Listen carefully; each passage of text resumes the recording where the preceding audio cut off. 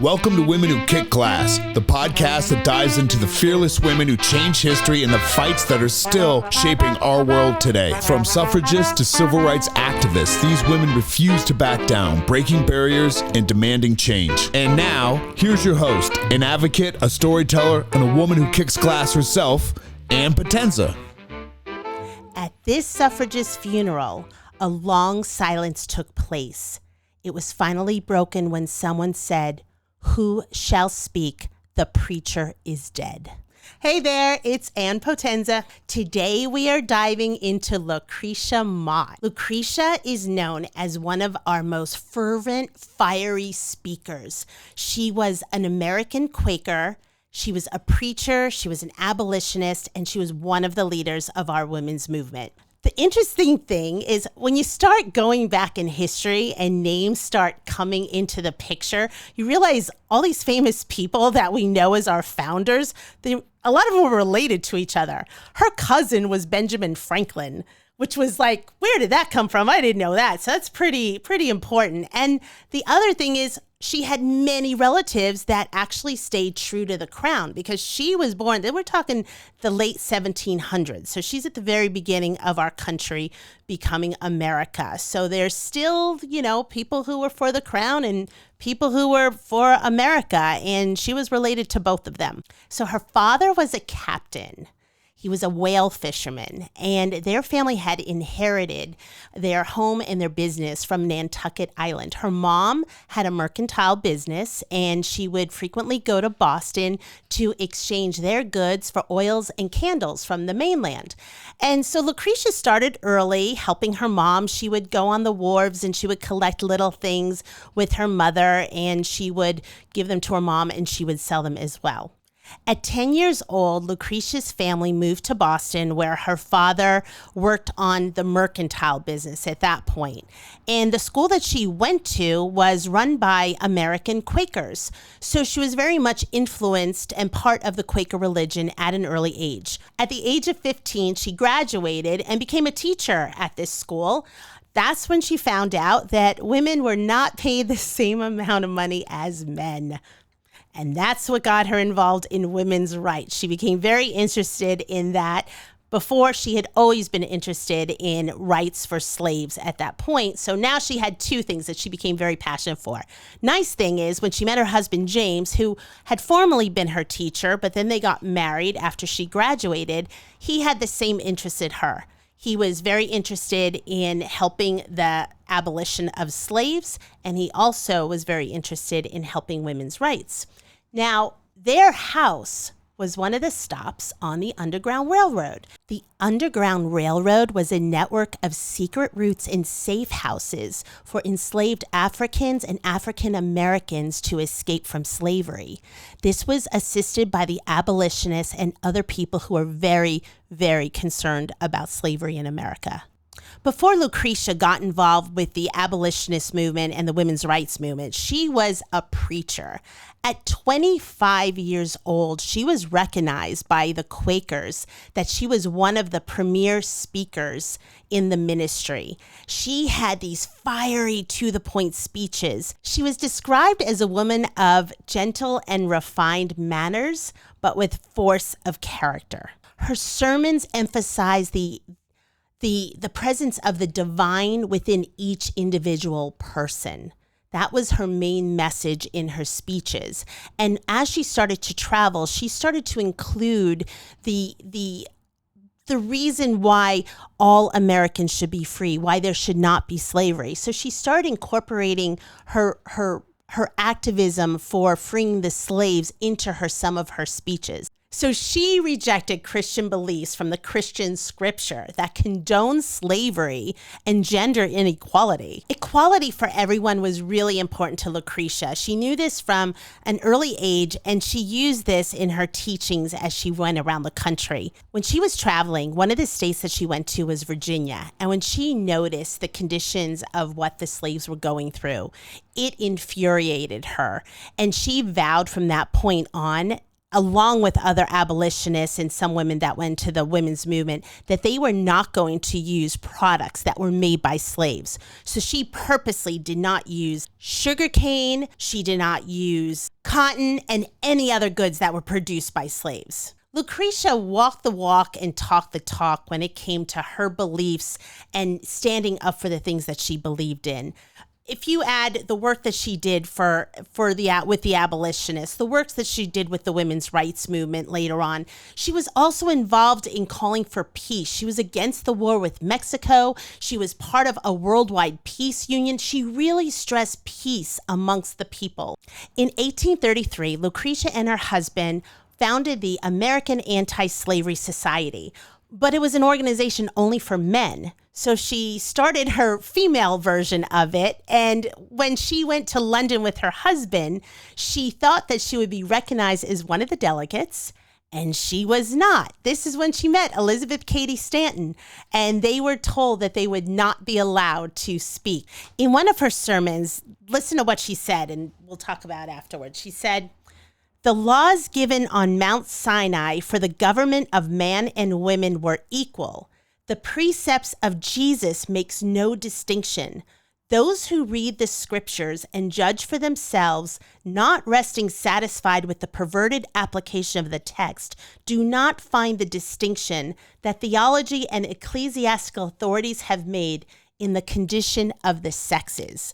So right away, she was pinpointing that there's no distinction in the sexes, that there should not be in scripture. When Lucretia returned from the States, she was still very involved in the anti-slavery movement.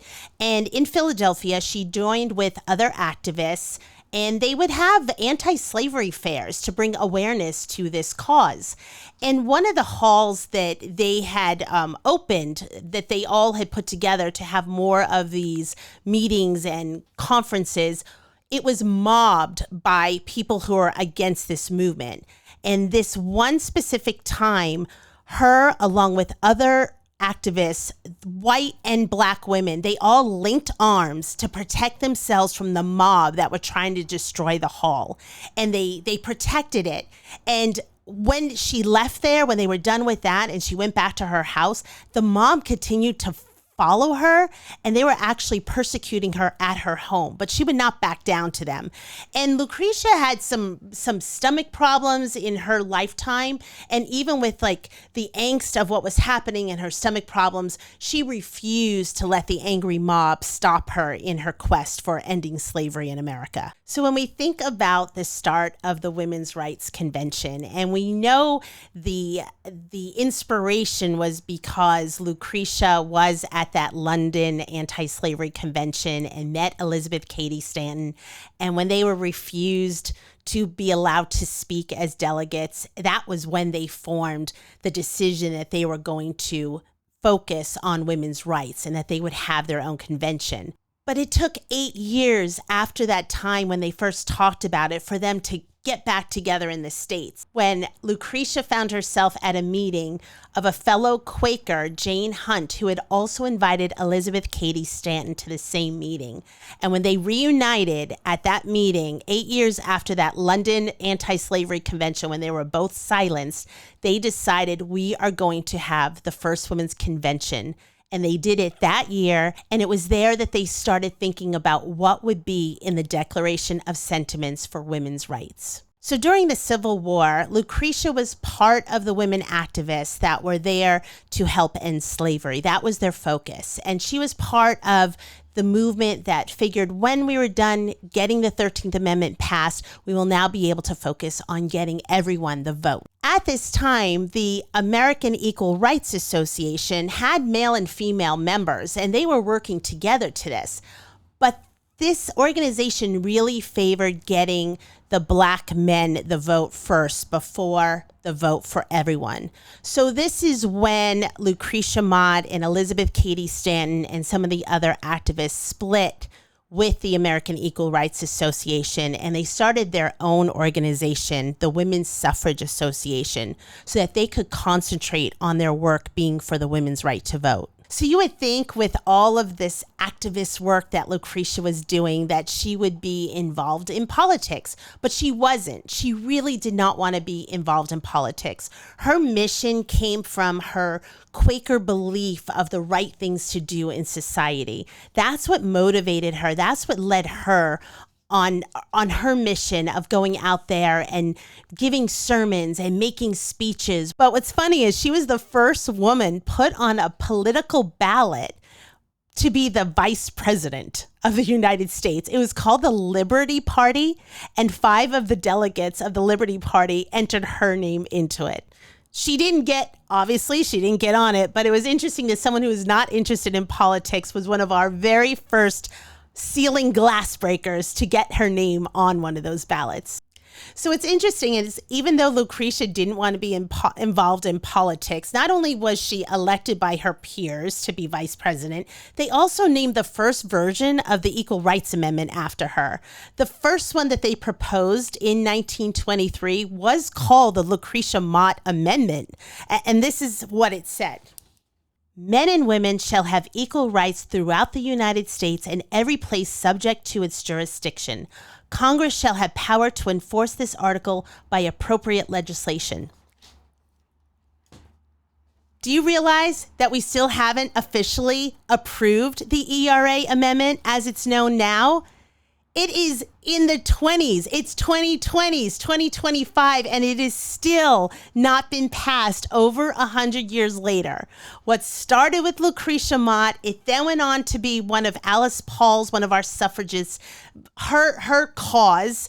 And now, over 100 years later, it is still not become official. I got really excited because before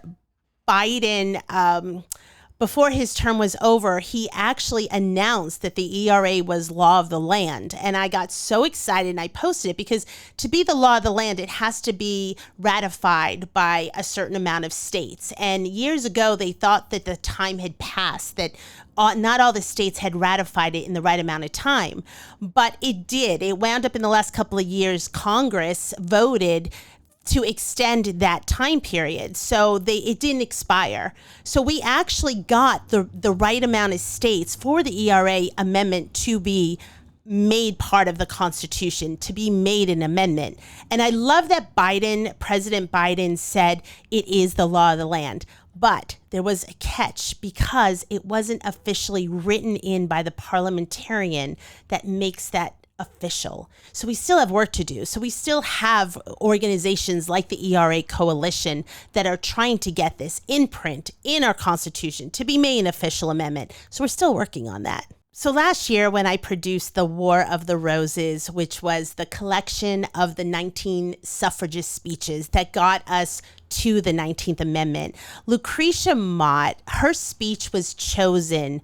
That was one of, I thought, the most important summaries of where we were in that time period. So I would like to read that to you so you understand why I thought it would be a good indication of seeing the struggle and seeing the persistence of the women. So Lucretia gave this speech when she was 56 years old in Philadelphia at the Assembly Hall, and it's called Discourse on Women. And this is what she said. There is nothing of greater importance to the well-being of society at large, of man as well as women, than the true and proper position of women. Much has been said from time to time upon this subject. It has been a theme for ridicule, for satire, and sarcasm. We might look at this from the ignorant and the vulgar, but from the intelligent and refined, we have a right to expect that such weapons not be resorted to, that gross comparisons and vulgar epithets should not be applied, so as to place women in a point of view ridiculous to say the least. This subject has claimed my earnest interest for many years. I have long wished to see women occupying a more elevated position than that which custom for ages has allotted for her. In the beginning, man and woman were created equal. Male and female created he them, and blessed them, and called their name Adam. He gave dominion to both over the lower animals, but not to one over the other. This was one of her most important speeches. There's much more to it, but I thought that summed up her very nicely. So what does this mean for us? What does it mean for you? What does it mean for me? How does this relate to who we are now? Besides the obvious that the women's right to vote was one of the most important causes for women that never got the chance to vote and gave us the chance of which we have now. Lucretia Mott's message for today can be seen in so many movements, making sure the gender pay gap is not distorted like it still is. Reproductive rights, making sure that women have the freedom to make own decisions regarding their own body choices. Equality in education and employment opportunities. And recognizing how systemic oppression against women and race really puts people at a disadvantage when they don't have the chances that other people have just known.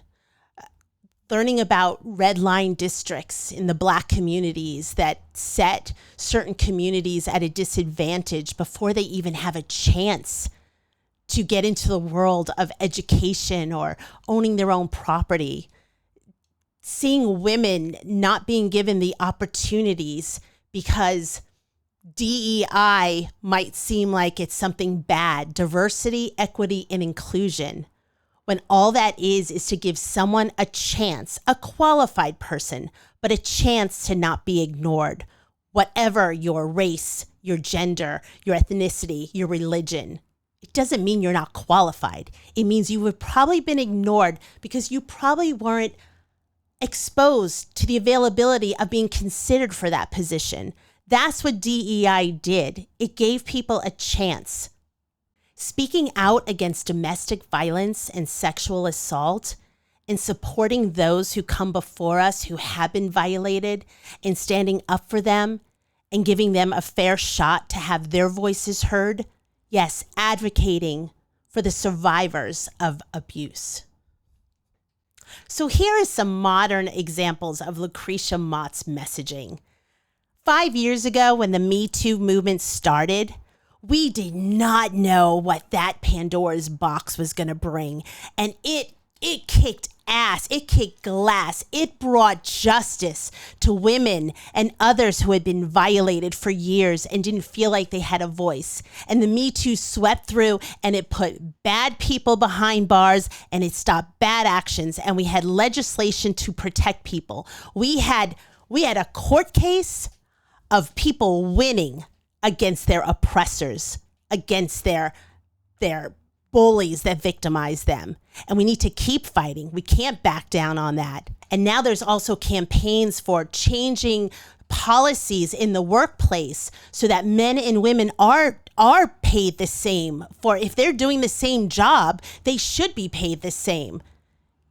Especially if you want it on a merit-based system. If you're doing the same work, you should get paid the same as the person doing it right there by you. And women's political leadership positions. The last couple of years, we have seen such an increase in Congress of women that have been represented. We have organizations out there that encourage and support women running for political office. We have more now than ever, and there's still room to grow. And we don't forget our LGBTQ plus brothers and sisters. They are here. We still support you. We still are here to stand by your side because it's no one's business who you love or how you identify. That is your right. And we have so many organizations that are still here working hard for your rights. And nothing should stop you from fighting for your rights because we're not going to stop fighting for your rights. And you have many people standing shoulder to shoulder, and we have many people who have come before us, and they have given us the tools, they have given us the vision, and we just need to keep moving forward. We have many resources on our website. Check out womenwhokickglass.com. It can help guide you to some of these active organizations that are here for you. Next week, we are going to learn about a powerhouse. Who said, "Ain't I a woman?"